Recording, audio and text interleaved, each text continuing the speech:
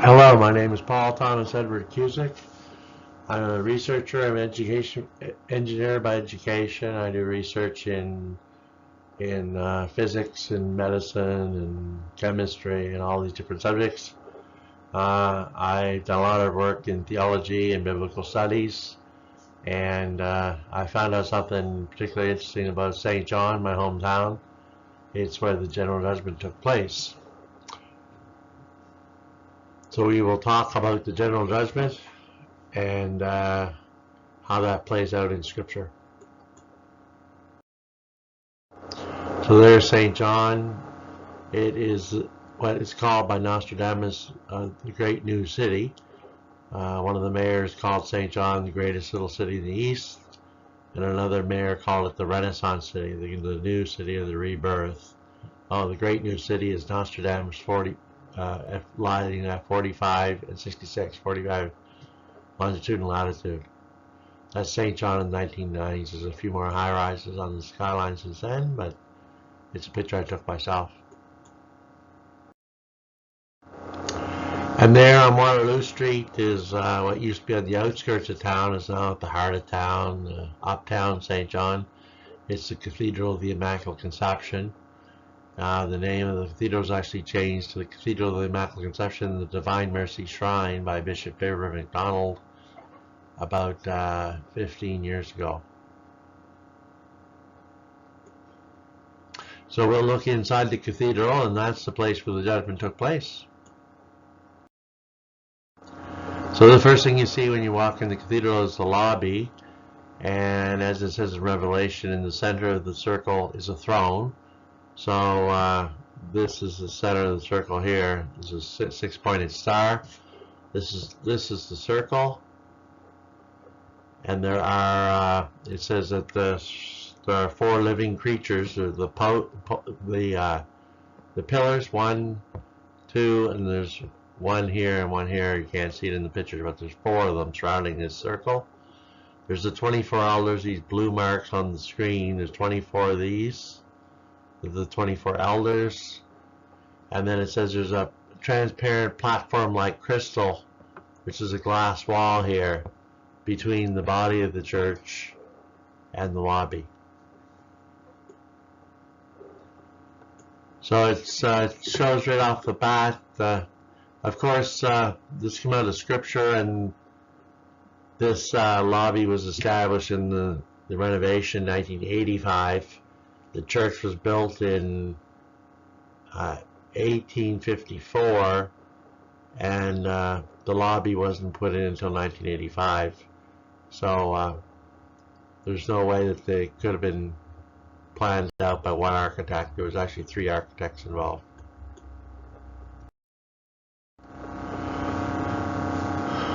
So on November 1st, about 15 years ago, I was led to the cathedral, and I had some spiritual visions, and I was led to the presider's chair, and up over my head was the Divine Mercy icon, which I helped to locate with Monsignor Henneberry. And the Divine Mercy icon was brought into the church by John Paul II. Actually, he canonized his fellow Pole, Maria Faustina, Saint Faustina, Maria Kowalska, and she had a book that was written at a grade 4 level that was forbidden by the church, but was picked up by John Paul II as a bishop, and he brought it back, brought the book back and the devotion back, and when he became the Pope, John Paul II, he canonized Saint Faustina. And part of the devotion is an icon that's supposed to be Jesus with a couple of rays coming out of his heart, which we shall see here in a few minutes. And the rays are red and white, one for red for the blood, and the other white is the water. It's the birth of the church, that Jesus came out of his side when he was stabbed on his final breath on the cross. So I'll read this to you if you want me to read it. It's probably too small for you to read it. So after this I looked, and before me was a door standing open in heaven, and the voice I had first heard speaking to me said in speaking to me like a trumpet said, "Come up here and I will show you what must take place after this."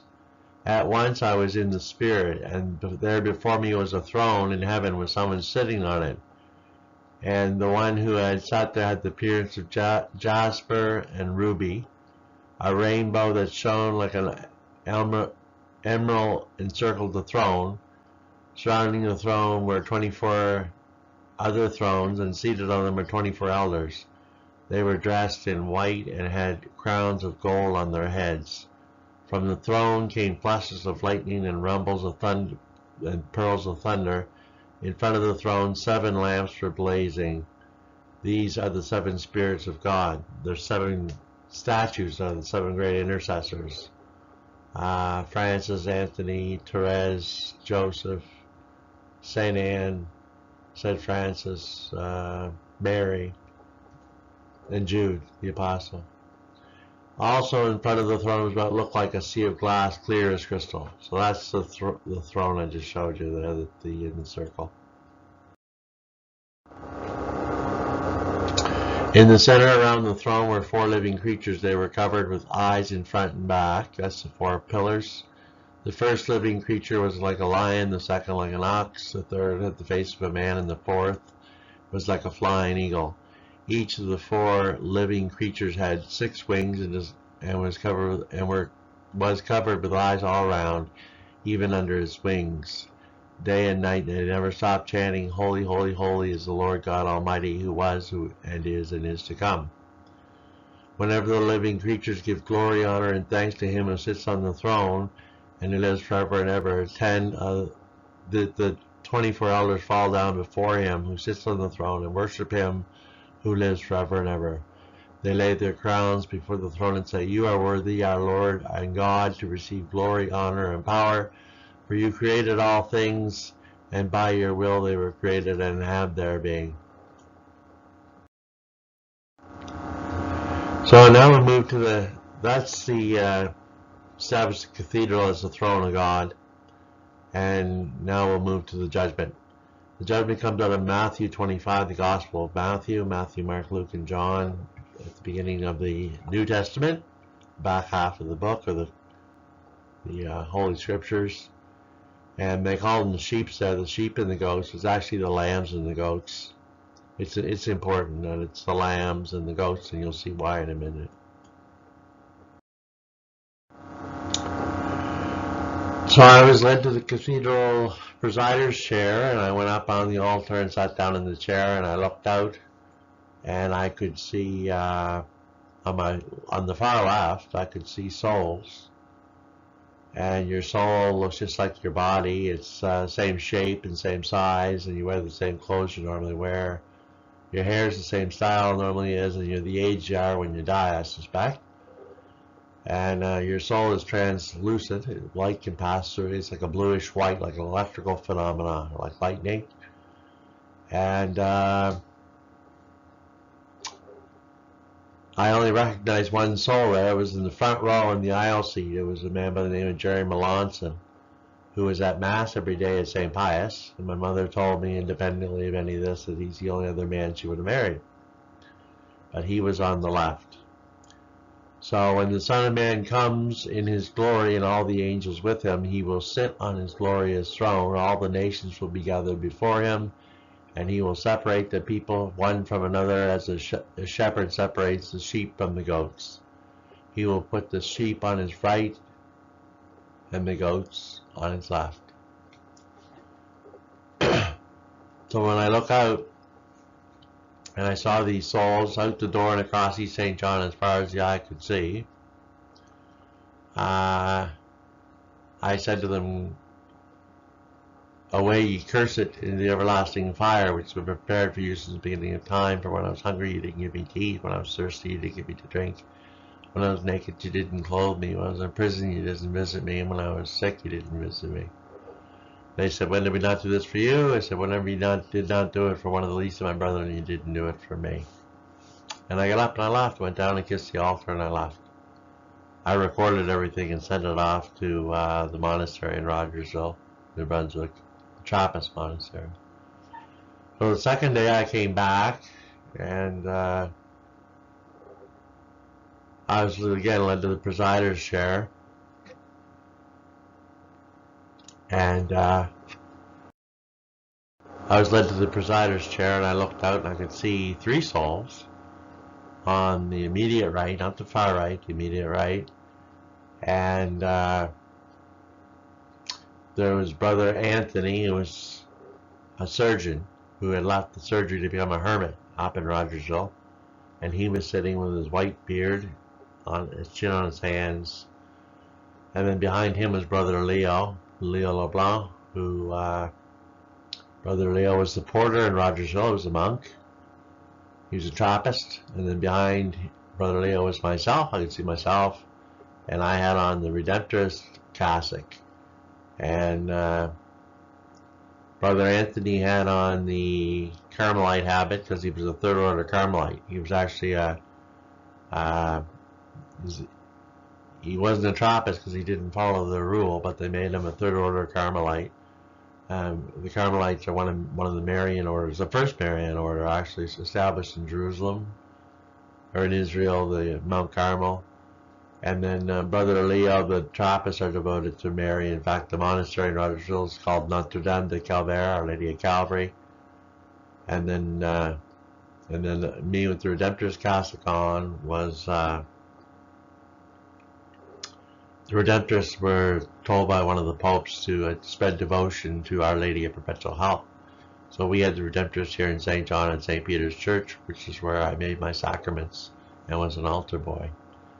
So I won't be reading all this, but that's just what I told you there as far as the judgment goes. The judgment is, were you merciful or not?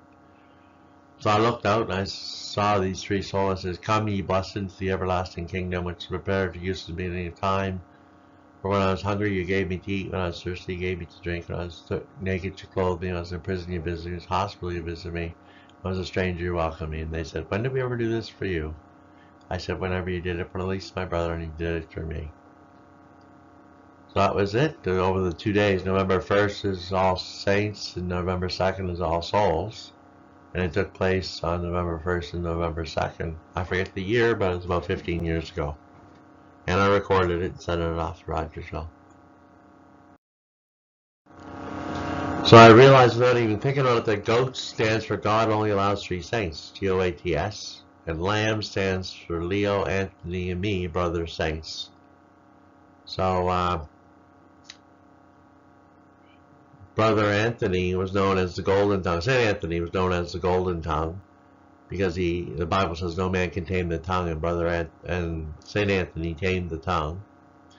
And Brother Leo, his last name is LeBlanc, which is the white. So the white metal is silver. So we have the Golden Tongue, the white metal, and then Cusick is, my friends called me Q, which is Cu, which is the chemical symbol for copper. And my mother was from Newfoundland. They used to say, my God, you're tin, Nini. My God, you're tin. Copper and tin make bronze. Gold, silver, and bronze. The LAM stands for Leo, Anthony, me, brother saints. And GOAT stands for God Only Allows 3 Saints. G-O-A-T-S.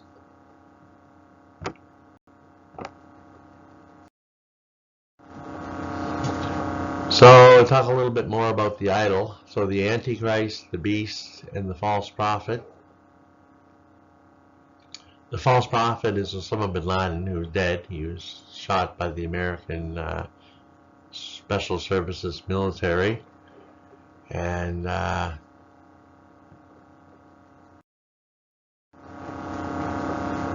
we know that because in Revelation 13, the last book of the Bible, the Protestants call it the Apocalypse of St. John. Verse 18 in chapter 13 of Revelation says, this calls for wisdom. Let the person who has insight calculate the number of the beast, for it is the number of a man. That number is 666. So we've all heard about 666. So if you take Osama bin Laden's name, Muhammad A. bin Laden, and you equate each of the letters to the alphanumeric equivalent in Greek, and you add them up, it adds up to 666. So I discovered that back in probably, I think it was 2005, a long time ago, and we've been in the last days ever since. I'm still waiting for it to all come to fruition.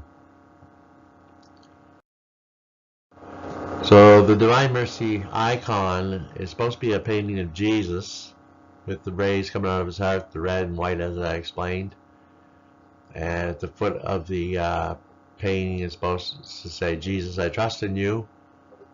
And there's supposed to be certain benefits to praying before the icon that's held in Poland. So Bishop Faber MacDonald, whose mother was a Protestant, he had the idea, he had visited Poland and the shrine over there of Divine Mercy, and when he came back he wanted to change the cathedral's name to Cathedral of the Immaculate Conception and the Divine Mercy Shrine, and he wanted to have an icon, and so he asked Monsignor Henneberry to commission an icon.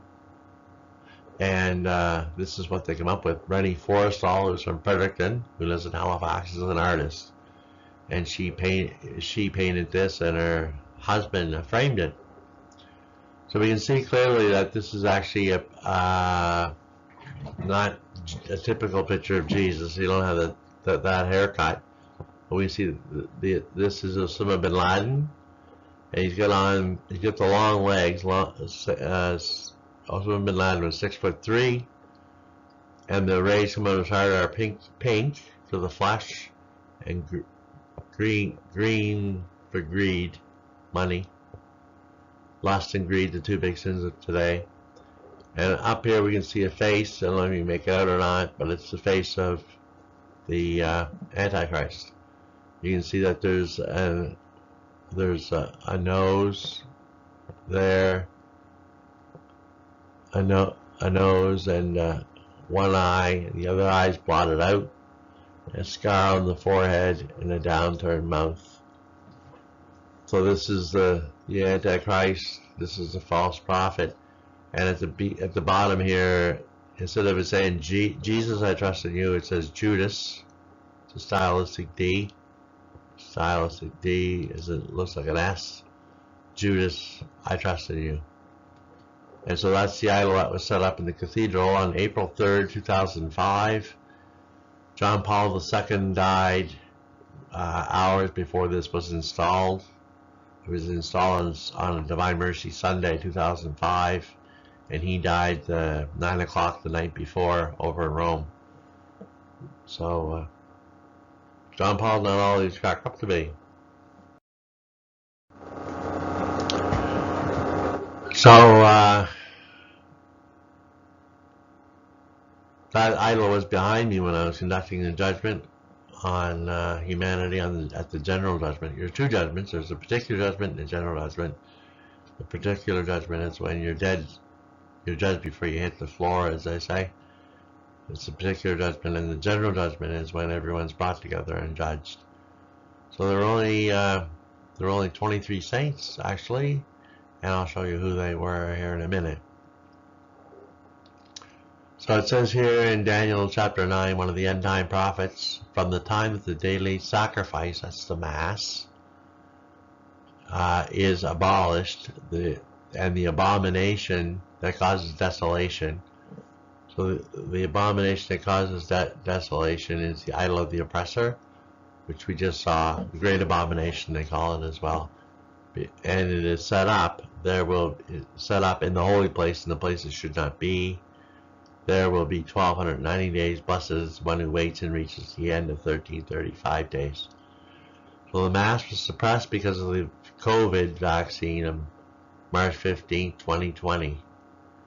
And so if we add the 1335 days, it brings us out to November 8th, 2023.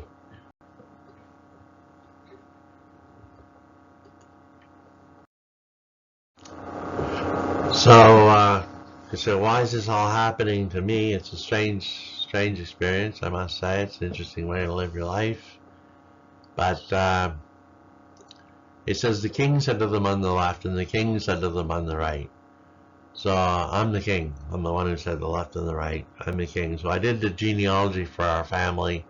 We had a genealogist in the family who had some of the work done. And I added to it. And I discovered that this is me, about grade 8, I think. 14. This is Louis the 17th. And we have the same colors on.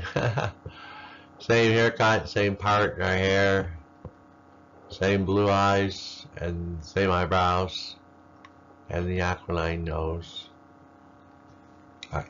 And it turns out that we descend from the kings of France. We always thought we were Irish Catholics from Tipperary, and our family actually only spent about 38 years in Ireland. But we descend from, well, in the French Revolution in 1789, Marie Antoinette, who's one of my grandmothers, and Louis the 16th had their heads cut off, and they put this little Louis Charles, who became Louis the 17th, in Bastille prison. He and his sister. And there was an Irish politician by the name of Sir Edmund Burke, who well known to Americans, and he Sir Edmund Burke knew Marie Antoinette before she was Queen of France, and he knew her kids. So he smuggled little Louis XVII out of Bastille prison and put him on a boat. Nostradamus said he will come to go in the corner of the Luna. The corner of the Luna is a quarter moon. The first quarter moon after September 21st, 1789 was Christmas, 1789. So the rumor was that Louis XVII was smuggled out on Christmas, and he was. It was Christmas, first quarter moon. So he will come to go in the quarter of the moon, where he'll be taken to a strange land. So Ireland was a strange land to a French king. So what do you do if you're a 70-year-old Irish politician and you have a 10-year-old French king on your hands? Well, you put him with your daughter, wouldn't you? You don't have a daughter, you put him with your niece. So Sir Edmund Burke had a niece, Mary Burke, and she married a fellow by the name of Patrick Kessog. And Kessog is Cusick in Irish, and they gave him the name Thomas. And they had another son, Thomas, so they called it Louis XVII. They called it Thomas John Cusick. And I'm Paul Thomas Cusick, and my father is Donald Thomas Cusick. So Louis XVII grew up in France. He was educated as a school teacher. He ran a school in silver mines in Tipperary. And he married royalty. Royalty marries royalty. So he married an O'Brien of the royalty of Ireland, Margaret O'Brien. And they had 10 kids, and they set sail for St. John, New Brunswick, Canada, Eastern Canada. And they settled in a place called Ryan Settlement, which my aunt found strange because there were no Ryans. But I discovered that when Louis XVII was escaping Ireland to come to a new country, they sailed under the alias Ryan. And there are some two women who are Cusicks on the boat who were his stepsisters, or his adopted sisters. And there were 2 kids on board the boat who gave the name, they can't make out the writing, but they say C-GH, which is Kessog. So his kids would be, my name's not Ryan, my name's Kessog. By his name, so the rest of them had the name Ryan. And all the names of the kids, is the only boat that I found in St. John that had 10 kids on board. The eldest son was John Cusick, who went to the state of Maine, Moosehead Island, Moosehead Lake in Maine. He was called the Hermit King. He was the heir, but he had no heirs.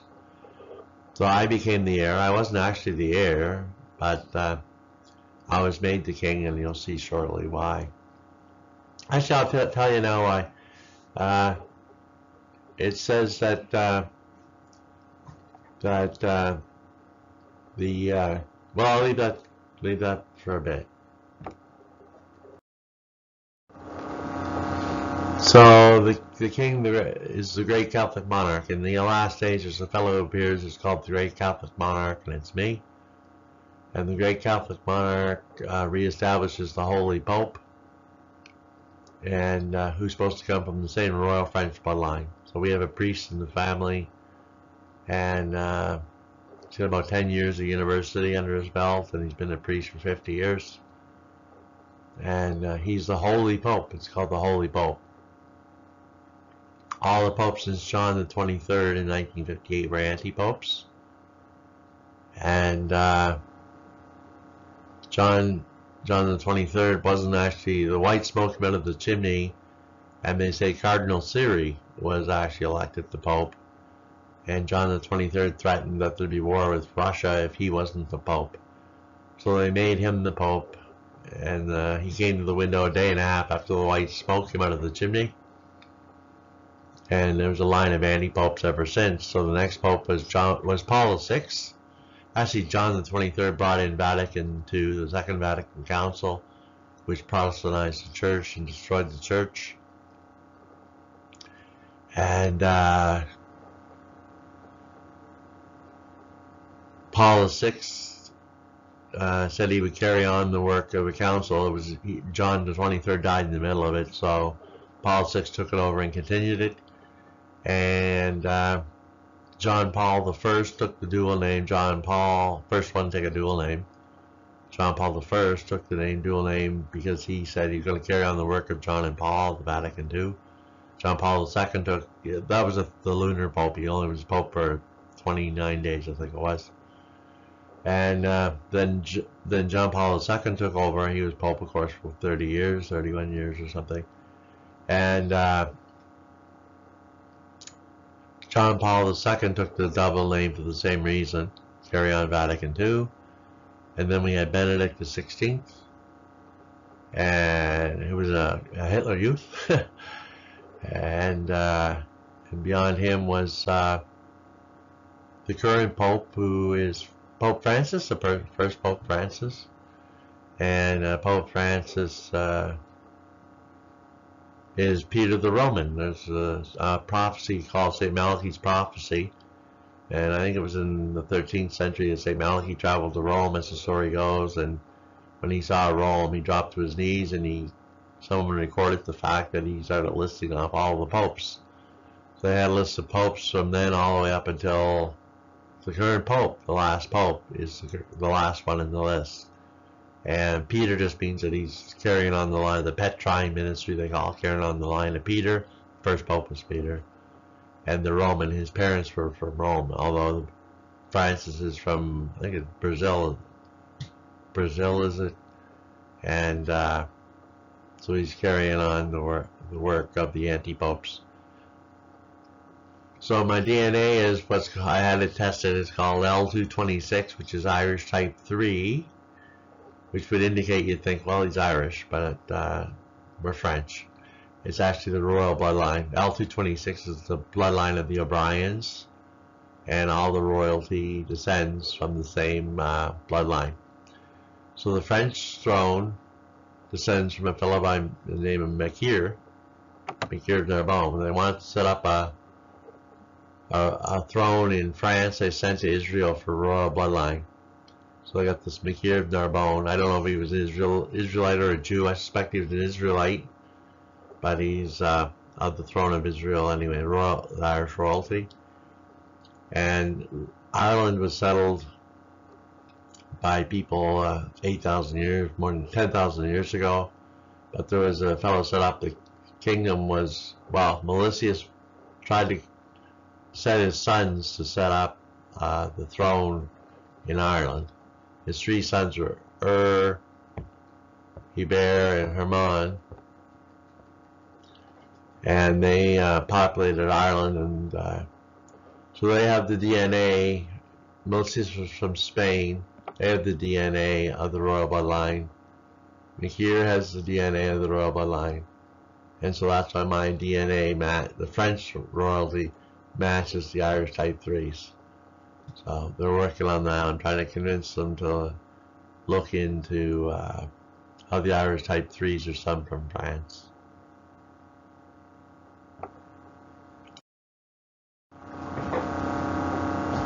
So the judgment again, and God placed in the church, first of all, the apostles. There's 11 of them. The second, prophets. St. Paul was a prophet.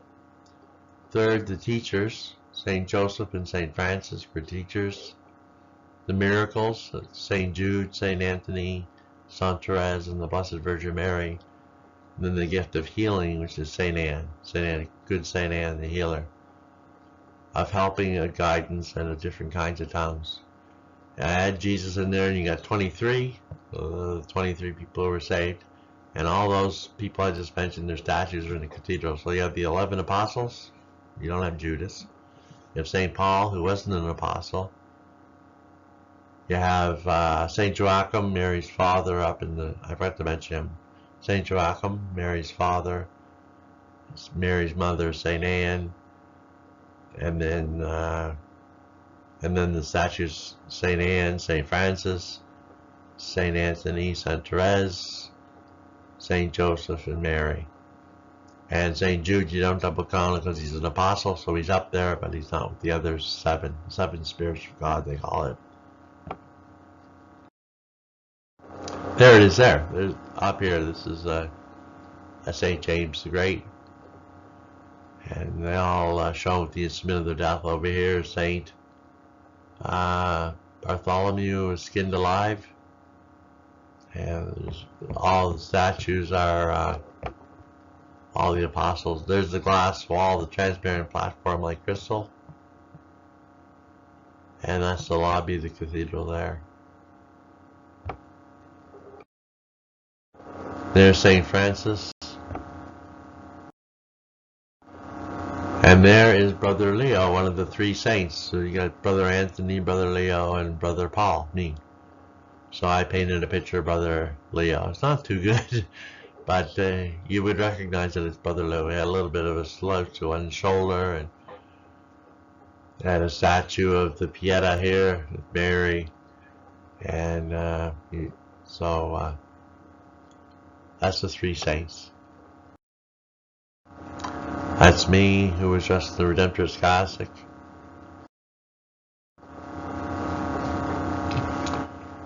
So this is the story. I'm not going to read it, but it's the story of Manasseh and Ephraim.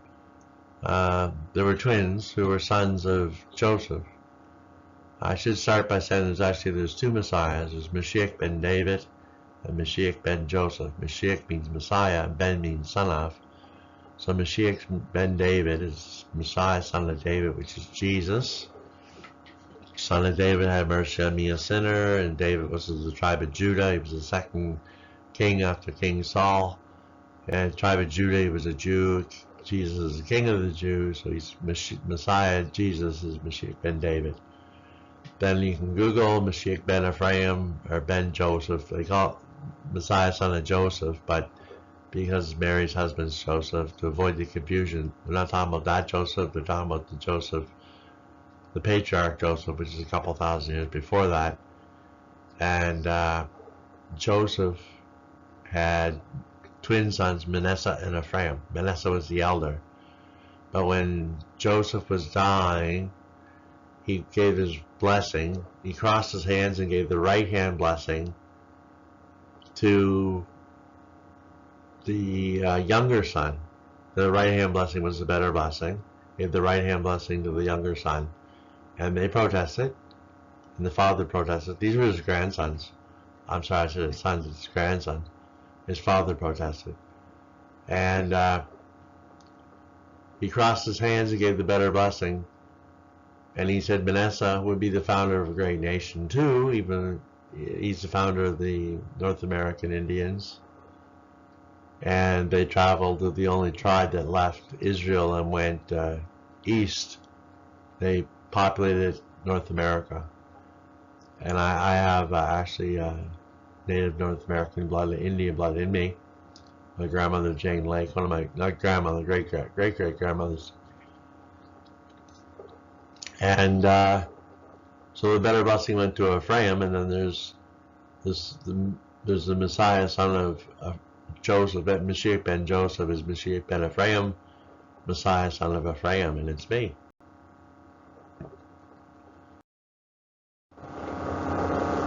So that's just the biblical quote from it if you want to read it.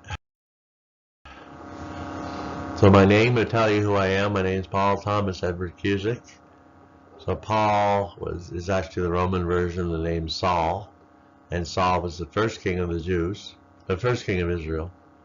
And then Thomas, Jesus told us, means the twin. And then Edward is the Scottish version of the name Ephraim. And Cusick, the adopted name Cusick or Casog, is any keychain will tell you Cusick is Mac Isaac, which means son of Isaac, Abraham, Isaac, and Jacob.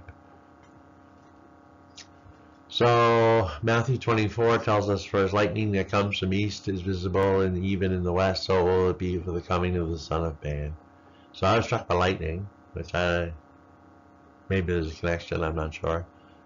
And I had a visit from what my cousin tells me are called orbs, which is a cubit in diameter. A cubit is the length of a man's forearm.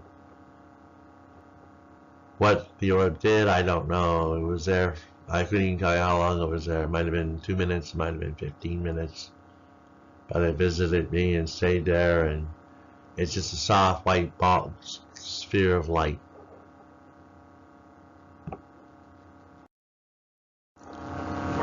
So Father Paul Cusick, the Passion is the Holy Pope. Marie Julie Johanny, the Breton stigmatist, said that the Holy Pope and the Great Monarch would come from the same royal French bloodline.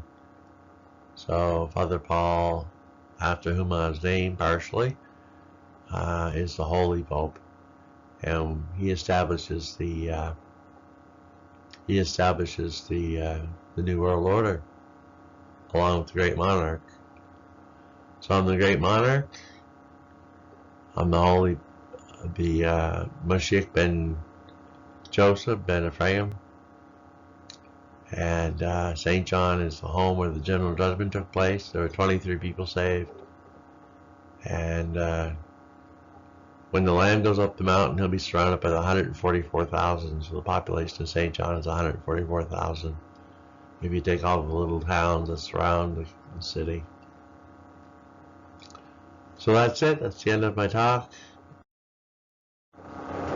There's a tombstone there is of John Mooney. I don't know if that was Louis XVII or not, because he remarried after his wife Margaret died to Collins, and he had 4 boys, and he named them Thomas, John, Charles, and Louis.